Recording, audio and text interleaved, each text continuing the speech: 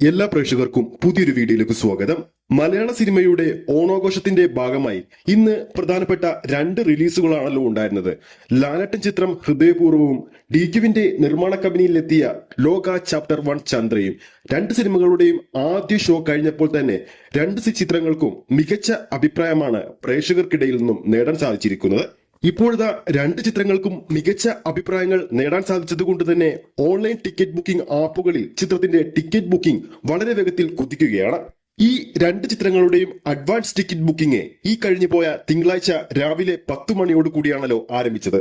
Ticket booking തുടങ്ങി ഇന്ന് release വരെ ലാലേട്ടന്റെ ഹൃദയപൂർവ്വമായിരുന്നു ടിക്കറ്റ് ബുക്കിംഗിൽ മുന്നിലിരുന്നത്.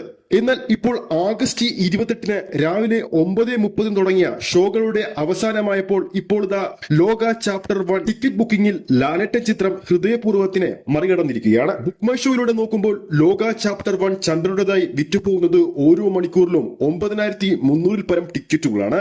അതേസമയം ഹൃദയപൂർവ്വത്തിനും മികച്ചൊരു ബുക്കിംഗ് തന്നെയുണ്ട്.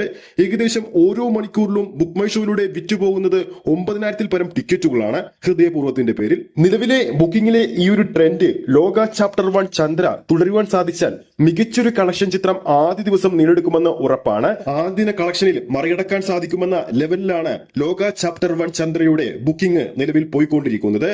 അഡ്വാൻസ് സെയിലിലേക്ക് ഹൃദയപൂർവ്വമായിരുന്നു മുന്നിൽ. എന്തായാലും ഓണച്ചിത്രങ്ങളായി ഇറങ്ങിയ രണ്ട് സിനിമകളും ബോക്സ് ഓഫീസിൽ ടൈറ്റ് കോമ്പറ്റീഷനാണ് നടത്തിക്കൊണ്ടിരിക്കുന്നത്.